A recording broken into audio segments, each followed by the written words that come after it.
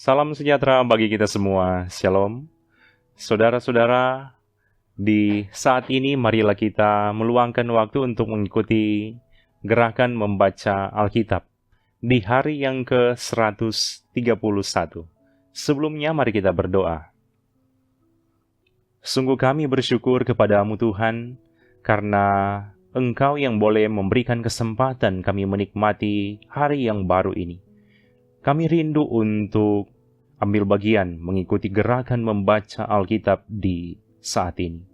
Arahkanlah hati dan pikiran kami, supaya kami boleh fokus membaca bagian firman-Mu, sehingga ini boleh menjadi pedoman dalam kehidupan kami setiap hari. Dalam nama Yesus Kristus kami berdoa. Amin. 2 Tawarik pasal 12 sampai pasal 15 berkata begini. Rehabeam beserta seluruh Israel meninggalkan hukum Tuhan ketika kerajaannya menjadi kokoh dan kekuasaannya menjadi teguh. Tetapi pada tahun kelima zaman Raja Rehabeam, majulah Sisak, Raja Mesir, menyerang Yerusalem karena mereka berubah setia terhadap Tuhan. Dengan 1.200 kereta dan 60.000 orang berkuda, sedang rakyat yang mengikutinya dari Mesir, yakni orang Libya, orang Suki, dan orang Ethiopia, tidak terhitung banyaknya. Ia merebut kota-kota benteng yang di Yehuda, bahkan mendekati Yerusalem. Nabi Semaya datang kepada Rehabeam dan pemimpin-pemimpin Yehuda yang berkumpul di Yerusalem, berhubung dengan ancaman Sisak, dan berkata kepada mereka, "Beginilah firman Tuhan, kamu telah meninggalkan aku. Oleh sebab itu, aku pun meninggalkan kamu juga dalam kuasa Sisak." Maka pemimpin-pemimpin Israel dan raja merendahkan diri dan berkata, "Tuhanlah yang benar." Ketika Tuhan melihat bahwa mereka merendahkan diri, datanglah firman Tuhan kepada Semaya, bunyinya, "Mereka telah merendahkan diri. Oleh sebab itu, aku tidak akan memusnahkan mereka. Aku segera akan meluputkan mereka, dan kehangatan murkaku tidak akan dicurahkan atas Yerusalem dengan perantaraan Sisak. Tetapi mereka akan menjadi hamba-hambanya, supaya mereka tahu membedakan antara mengabdi kepadaku dan mengabdi kepada kerajaan-kerajaan duniawi." Maka majulah Sisak Raja Mesir itu menyerang Yerusalem. Ia merampas barang-barang perbendaharaan rumah Tuhan dan barang-barang perbendaharaan rumah raja. Semuanya dirampasnya. Ia merampas juga perisai-perisai emas yang dibuat Salomo. Sebagai gantinya, Raja Rehabeam membuat perisai-perisai tembaga yang dipercayakannya kepada pemimpin-pemimpin bentara yang menjaga pintu istana raja. Setiap kali raja masuk ke rumah Tuhan, bentara-bentara datang membawa masuk perisai-perisai itu, dan mereka pula yang mengembalikannya ke kamar jaga para bentara. Oleh sebab raja merendahkan diri, surutlah murka Tuhan daripadanya, sehingga ia tidak dimusnahkannya sama sekali. Lagi pula, masih terdapat hal-hal yang baik di Yehuda. Raja Rehabeam menunjukkan dirinya kuat dalam pemerintahannya di Yerusalem. Rehabeam berumur 41 tahun pada waktu ia menjadi raja, dan 17 tahun lamanya ia memerintah di Yerusalem, kota yang dipilih Tuhan dari antara segala suku Israel untuk membuat namanya tinggal di sana. Nama ibunya ialah Naamah, seorang perempuan Amon. Ia berbuat yang jahat karena ia tidak tekun mencari Tuhan. Bukankah riwayat Rehabeam dari awal sampai akhir semuanya tertulis dalam riwayat Semaya, nabi itu, dan Ido, pelihat itu, yang juga memuat daftar silsilah. Antara Rehabeam dan Yerobeam terus-menerus ada perang. Kemudian, Rehabeam mendapat perhentian bersama-sama dengan nenek moyangnya, dan ia dikuburkan di kota Daud. Maka Abia anaknya menjadi raja menggantikan dia. Dalam tahun ke-18 zaman Raja Yerobeam, menjadi rajalah Abia atas Yehuda. 3 tahun lamanya ia memerintah di Yerusalem. Nama ibunya ialah Mikaya, anak Uriel dari Gibea, dan ada perang antara Abia dan Yerobeam. Abia memulai perang dengan pasukan pahlawan-pahlawan perang yang jumlahnya 400.000 orang pilihan. Sedangkan Yerobeam mengatur barisan perangnya melawan dia dengan 800.000 orang pilihan, pahlawan-pahlawan yang gagah perkasa. Lalu Abia berdiri di atas gunung Semaraim yang termasuk pegunungan Efraim dan berkata, "Dengarkanlah kepadaku, Yerobeam dan seluruh Israel. Tidakkah kamu tahu bahwa Tuhan Allah Israel telah memberikan kuasa kerajaan atas Israel kepada Daud dan anak-anaknya untuk selama-lamanya dengan suatu perjanjian garam? Tetapi Yerobeam bin Nebat, hamba Salomo bin Daud, telah bangkit memberontak melawan tuannya. Petualang-petualang, orang-orang dursila berhimpun padanya. Mereka terlalu kuat bagi Rehabeam bin Salomo, yang masih muda dan belum teguh hati, dan yang tidak dapat mempertahankan diri terhadap mereka.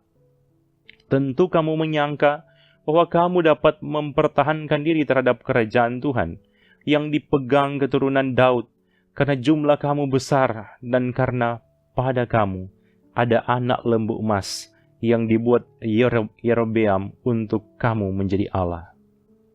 Bukankah kamu telah menyingkirkan imam-imam Tuhan, anak-anak Harun itu, dan orang-orang Lewi, lalu mengangkat imam-imam menurut kebiasaan bangsa-bangsa negeri-negeri lain, sehingga setiap orang yang datang untuk ditabiskan dengan seekor lembu jantan muda dan 7 ekor domba jantan, dijadikan imam untuk sesuatu yang bukan Allah.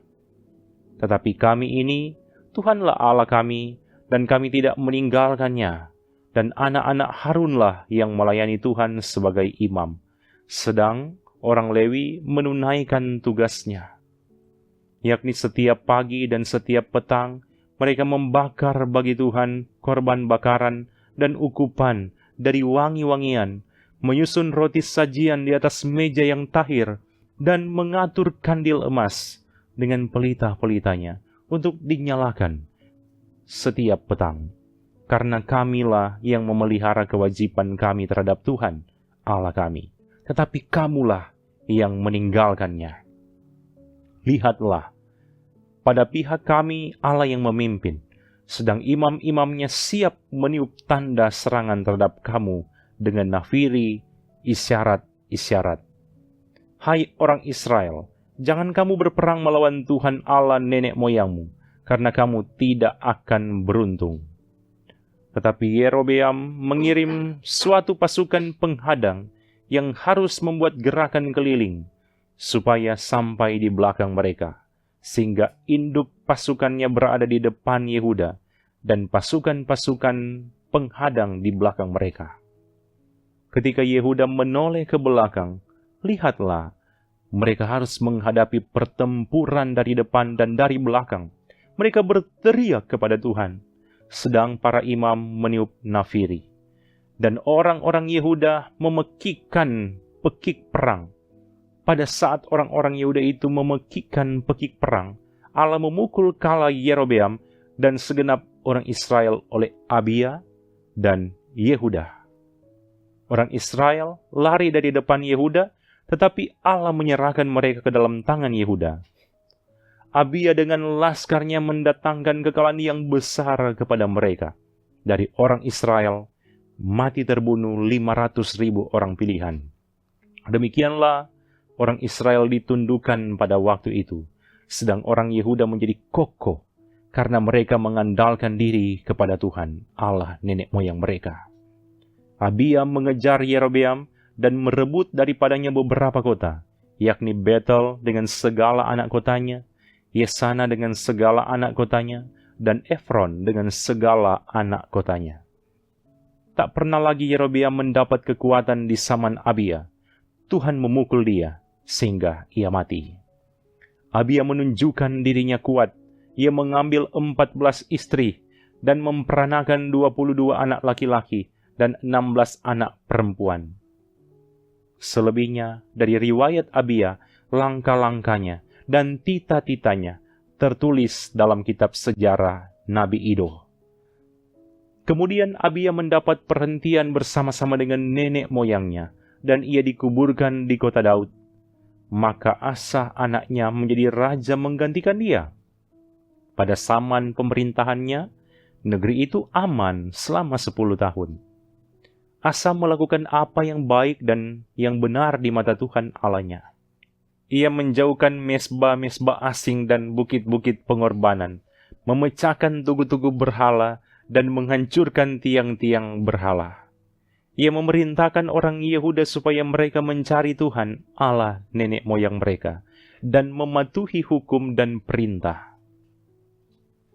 Ia menjauhkan bukit-bukit pengorbanan dan pedupaan-pedupaan dari segala kota di Yehuda, dan kerajaan pun aman di bawah pemerintahannya. Karena negeri itu aman dan tidak ada yang memeranginya di tahun-tahun itu, ia dapat membangun kota-kota benteng di Yehuda. Tuhan telah mengaruniakan keamanan kepadanya. Katanya kepada orang Yehuda, marilah kita memperkuat kota-kota ini dan mengelilinginya dengan tembok beserta menara-menaranya, pintu-pintunya dan palang-palangnya. Negeri ini masih dalam tangan kita, karena kita mencari Tuhan Allah kita, dan Ia mencari kita, serta mengaruniakan keamanan kepada kita di segala penjuru. Maka mereka melaksanakan pembangunan itu dengan berhasil.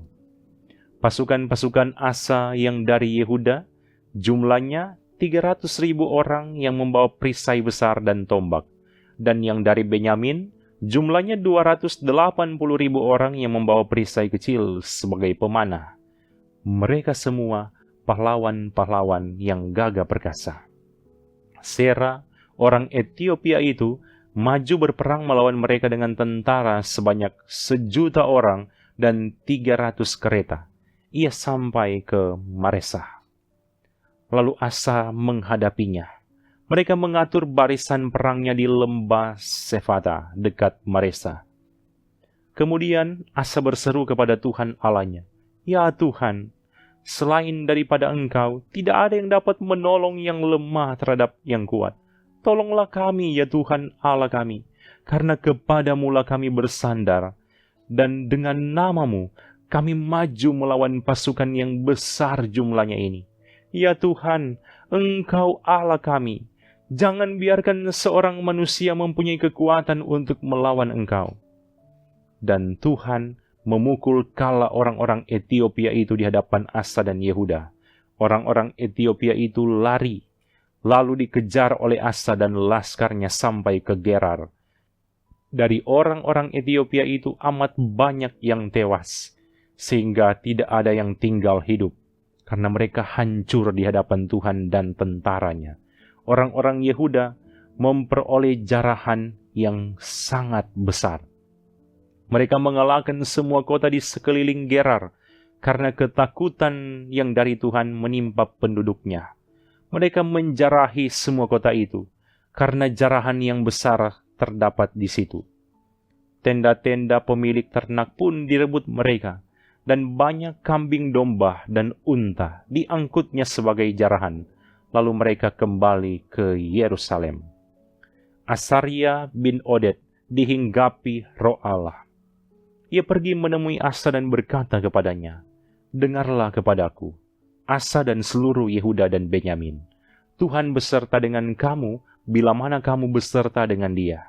Bila mana kamu mencarinya, ia berkenan ditemui olehmu. Tetapi, bila mana kamu meninggalkannya, kamu akan ditinggalkannya. Lama sekali Israel tanpa Allah yang benar, tanpa ajaran daripada imam dan tanpa hukum. Tetapi dalam kesesakan, mereka berbalik kepada Tuhan Allah orang Israel. Mereka mencarinya, dan ia berkenan ditemui oleh mereka. Pada zaman itu, Tidak dapat orang pergi dan pulang dengan selamat, karena terdapat kekacauan yang besar di antara segenap penduduk daerah-daerah. Bangsa menghancurkan bangsa, kota menghancurkan kota, karena Allah mengacaukan mereka dengan berbagai-bagai kesesakan. Tetapi kamu ini, kuatkanlah hatimu, jangan lemah semangatmu, karena ada upah bagi usahamu. Ketika Asa mendengar perkataan nubuat yang diucapkan oleh Nabi Asaria bin Oded itu, ia menguatkan hatinya dan menyingkirkan dewa-dewa kejijikan dari seluruh tanah Yehuda dan Benyamin, dan dari kota-kota yang direbutnya di pegunungan Efraim. Ia membaharui mesbah Tuhan yang ada di depan balai bait suci Tuhan. Ia mengumpulkan seluruh Yehuda dan Benyamin dan orang-orang Efraim, Manasye dan Simeon yang tinggal di antara mereka sebagai orang asing. Sebab dari Israel banyak yang menyeberang memihak kepadanya ketika mereka melihat bahwa Tuhan Allahnya beserta dengan dia. Mereka berkumpul di Yerusalem pada bulan ketiga tahun ke-15 dari pemerintahan Asa. Pada hari itu, mereka mempersembahkan kepada Tuhan 700 lembu sapi dan 7.000 kambing domba dari jarahan yang mereka bawa pulang. Mereka mengadakan perjanjian untuk mencari Tuhan Allah nenek moyang mereka dengan segenap hati dan jiwa. Setiap orang, baik anak-anak atau orang dewasa, baik laki-laki atau perempuan yang tidak mencari Tuhan Allah Israel, harus dihukum mati. Mereka bersumpah setia kepada Tuhan dengan suara yang nyaring, dengan sorak-sorai, dan dengan tiupan nafiri dan sangkakala. Seluruh Yehuda bersukaria atas sumpah itu, karena dengan segenap hati mereka bersumpah setia, dan dengan kehendak yang bulat mereka mencari Tuhan. Tuhan berkenan ditemui oleh mereka, dan mengaruniakan keamanan kepada mereka di segala penjuru. Bahkan, Raja Asa memecat Maakah, neneknya, dari pangkat ibu suri, karena neneknya itu membuat patung Asyera yang keji.